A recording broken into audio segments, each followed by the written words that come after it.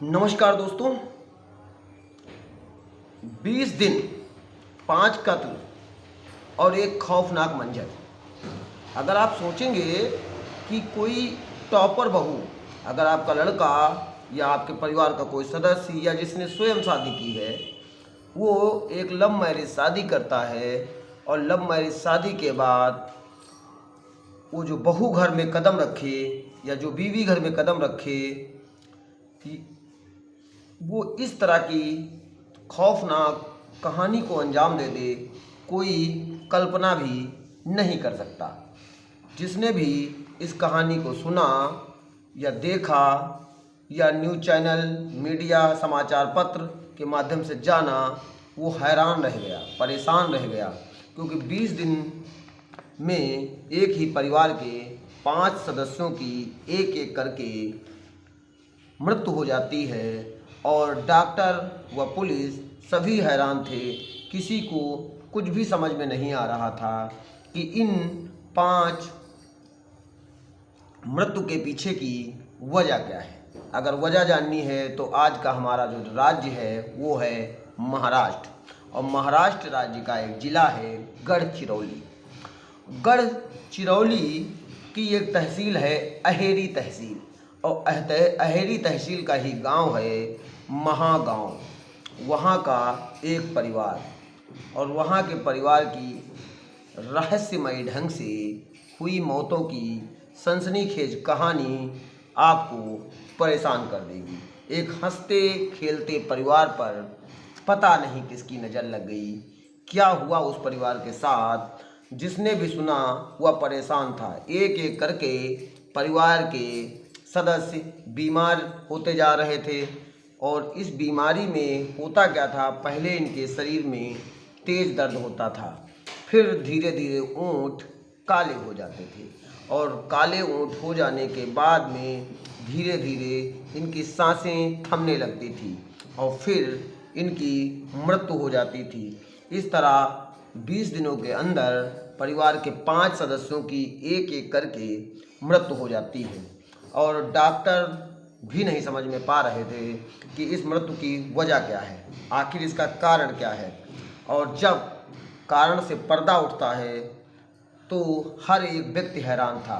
आस पड़ोस के लोग तो कुछ ज़्यादा ही हैरान थे। गांव वाले लोग अगल बगल जाने से भी घबराने लगे थे। कहीं कुछ लोग प्रेत बाधा, भूत बाधा या कोई ऐसी बीमारी को जान रहे थे कि जिसका रहस्यमय ढंग में कुछ पता ही नहीं चल पा रहा था।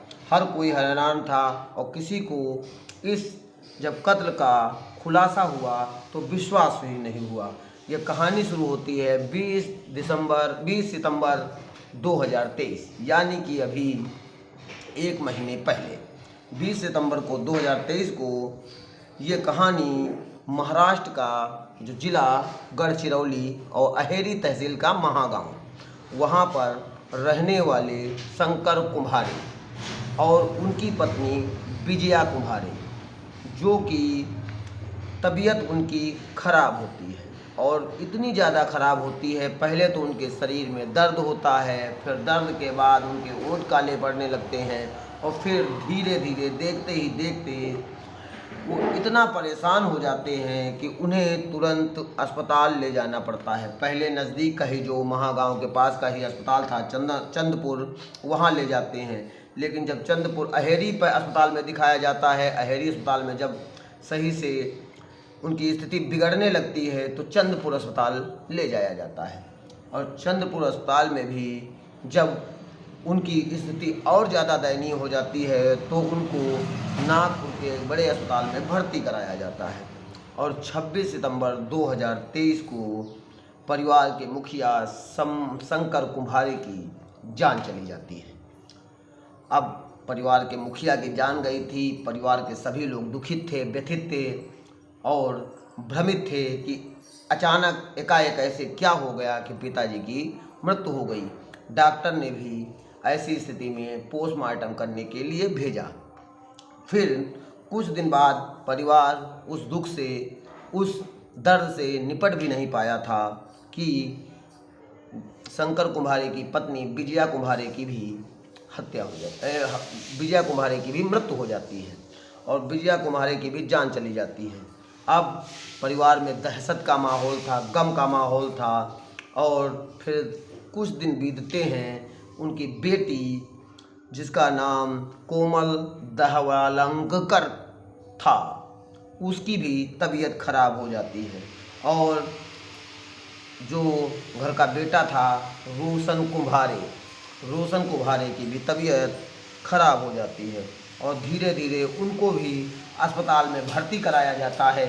लेकिन 8 अक्टूबर को घर की बड़ी बेटी जो कि विवाहित थी और कोमल दहलवांगकर, उसकी भी मृत्यु हो जाती है।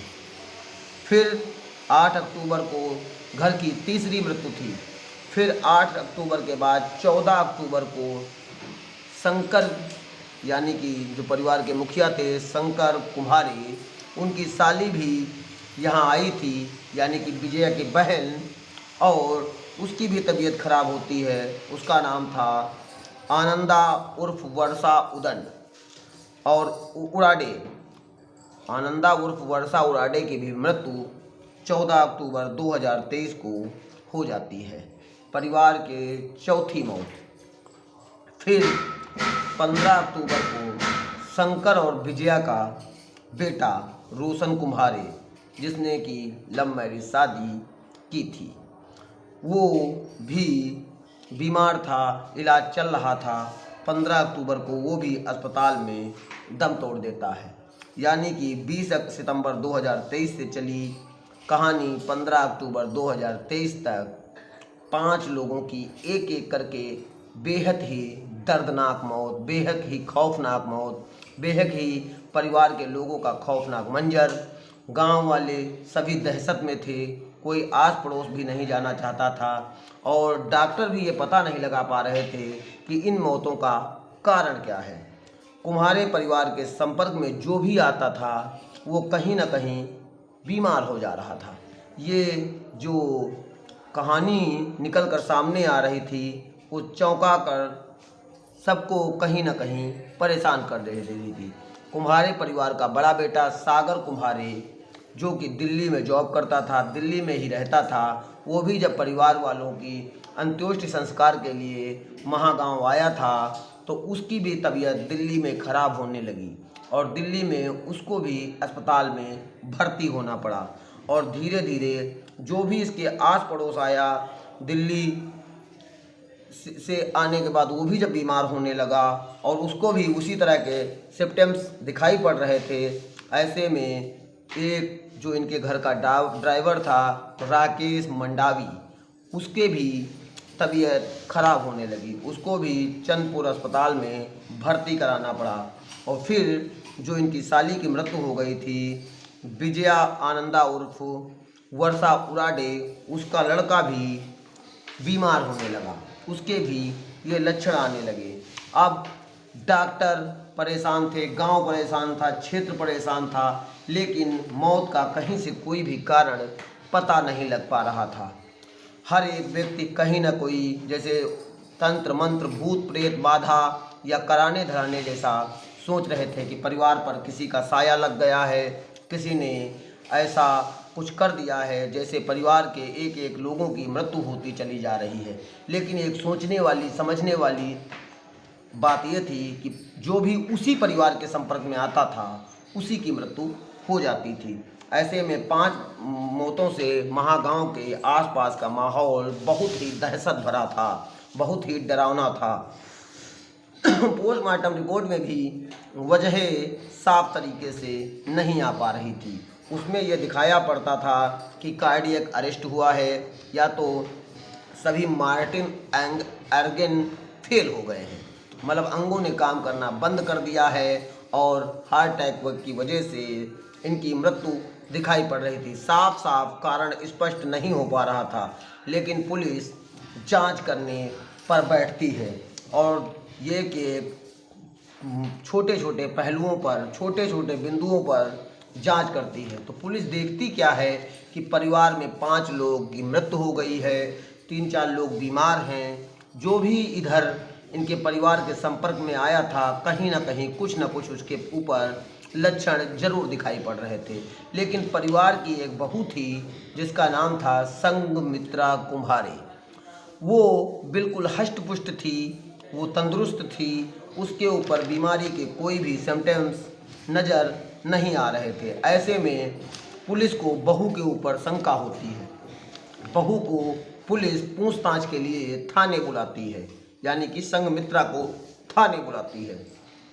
और थाने जब आती है तो पहले तो वो पुलिस को धोखा देने की बात करती है, मतलब मेरा इन मृत्युओं से कोई लेना देना नहीं है। जैसा कि अमूमन आपने देखा होगा, हर एक अपराधी, हर एक कृत्य करने वाला, अपराध करने वाला, वारदात करने वाला, घटनाक्रम करने वाला व्यक्ति अपने को बचाने के लिए, जो बचाव के लिए शब्दों का उपयोग कर सकता है, वो भी करती है। लेकिन जब पुलिस सख्ती से उससे पूछताछ कर रही थी तो उसके सारे सवालों में एक सवाल जब पूछा जाता है कि सभी लोगों को कुछ ना कुछ लक्षण हैं, कुछ ना कुछ तरीके से परेशान हैं, 5 लोगों की मृत्यु भी हो गई है, लेकिन तुम क्यों तंदुरुस्त हो? ऐसे में जब वो बार बार पुलिस उसी बात को घुमा घुमा कर पूछ रही थी, ऐसे में वो घबरा जाती है और घबरा जाने के बाद वो किए गए अपराध को स्वीकार कर लेती है और वो बताती है कि ये परिवार में हुई मृत्युओं के जिम्मेदार मैं अकेले नहीं हूँ, इसमें मेरे परिवार की जो मामी हैं रोजा रामटेके, वो भी इसमें शामिल हैं। अब पुलिस इसकी कथनानुसार रोजा रामटेके को लाया जाता है, थाने में बुलाया जाता है। सारी पोस्टमार्टम रिपोर्ट से ये पता चला था कि कहीं ना कहीं कुछ ऐसा ज़रूर हुआ है जिसमें सबकी मृत्यु एक जैसी ही प्रदर्शित हो रही थी।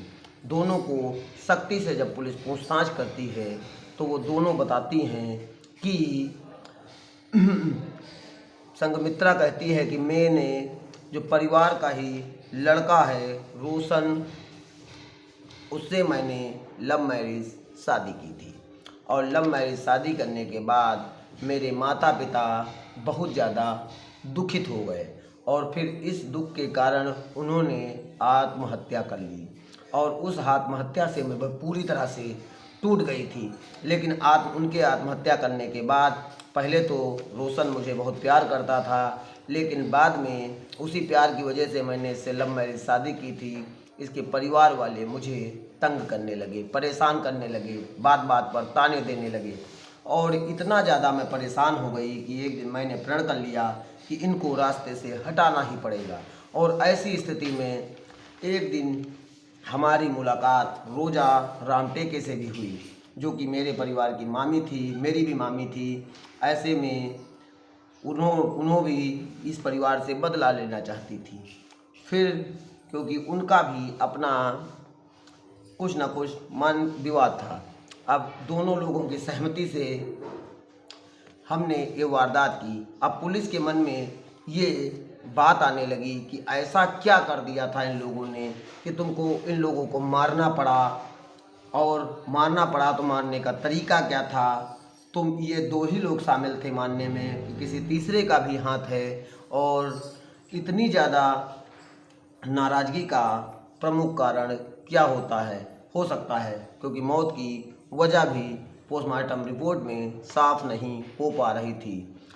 ऐसे में पुलिस पूछताछ करती है कि तुमने इन लोगों को क्यों मारा, तो वो बताती है कि मेरी जब ये ताने देने लगे तो इसीलिए मुझे रास्ते से हटाना पड़ा। और जो रोजा रामटेके मामी थी उसका महागांव में ही कुछ ज़मीन का ऐसा विवाद था कि उस विवाद के चक्कर में ये भी उस परिवार से बदला लेना चाहती थी। फिर गढ़चिरौली जो पुलिस है वो संघमित्रा और रोजा को हिरासत में लेकर कोर्ट के समक्ष प्रस्तुत करती है और कोर्ट के समक्ष इनके चार्जशीट फाइल की जाती है और इसके पति जो हैं प्रमोद रामटेके को भी गिरफ्तार किया जाता है, क्योंकि ये माना जाता है कि हो सकता है इसमें शामिल हुआ हो, क्योंकि उसको भी उस परिवार से बदला लेना था। लेकिन इस कांड की इस वारदात के सबसे पीछे प्रमुख कारण ये था कि ये जो संघमित्रा थी ये बहुत ही पढ़ी लिखी लड़की थी। जब ये पढ़ती थी तो ये अपने क्लास में टॉपर थी और ये एग्रीकल्चर से एमएससी या उच्च स्तर की पढ़ाई किया था। अकोला की रहने वाली थी और इसको कई किस्म के जहर की अच्छी जानकारी थी और इसको ये भी पता था कि धीरे धीरे अगर इसको आर्सेनिक हैवी मेटल को मिलाएंगे तो इंसान को पता भी नहीं चलेगा और धीरे धीरे उसकी मृत्यु हो जाएगी। क्योंकि उसने यही किया भी। क्योंकि ये जो आर्सेनिक मेटल होता है इसका नाम वैसे नहीं लिया जा सकता है, लेकिन मैंने लिया है तो इसका उपयोग कभी कोई कदाप किसी भी उसमें मत करिएगा, नहीं तो इसका नुकसान ही हो सकता है। और उसने उसी पढ़ाई के अपनी बुद्धि और विवेक का यूज करते हुए रंगहीन गंधहीन इस जहर को धीरे धीरे परिवार के सदस्यों के खाने में मिलाना प्रारंभ कर दिया था। और धीरे धीरे जब एक अच्छा मात्रा में शरीर में ये मेंटल ये जहर चला गया, फिर धीरे धीरे करके ये लोग बीमार होने लगे और उसी बीमारी से इनके शरीर में दर्द होता था, फिर होंठ काले पड़ते थे, पानी प्यास लगती थी, फिर इनकी सांसें थमने लगती थी। फिर अस्पताल में लोग भर्ती रहे और एक एक करके 5 लोग स्वर्ग सिधार गए। ऐसी स्थिति में जिसने भी सुना वो सन्न रह गया, परेशान हो गया, हैरान हो गया, दहशत फैल गई। आस पड़ोस के लोग बहुत ही ज़्यादा खौफनाक मंजर को सुनकर परेशान थे। इन दोनों को कोर्ट में प्रस्तुत कर जेल भेज दिया गया। लेकिन आज की हमारी कहानी में आपने देखा होगा कि एक पढ़ी लिखी बहू, परिवार की शिक्षित बहू, जिस पे परिवार के लोग अगर कुछ गलत करते हैं तो समझाते हैं, हो सकता है कभी कभी गुस्से में अशब्द भाषा भी बोल देते हों, लेकिन किसी को ये कल्पना न थी कि वो बहू इतना खौफनाक कदम उठा सकती है, इतना ठोस कदम उठा सकती है कि परिवार में उसमें अपने पति को भी नहीं छोड़ा और अपने पति को भी उस जहर खिलाकर शिकार बना दिया। सास, ससुर, ननद, पति और अपने सास की बहन और उसके अलावा बहन का लड़का, ड्राइवर, जिसने भी वहाँ पर खाना या कोई भी पदार्थ खाया जिससे उसके अंदर भी लक्षण आ गए। और ये कहानी बहुत ही डरावनी है, अफसोसजनक है, चिंताजनक है। ईश्वर करे कभी इस प्रकार की बहू किसी को भी ना मिले, ना किसी के साथ ऐसी वारदातें हों। सभी सजग रहें, सभी जागरूक रहें और सभी दूसरों को भी सतर्क करते रहें। और मेरा मकसद आपको बताना नहीं बल्कि जगाना है, क्राइम से बचाना है।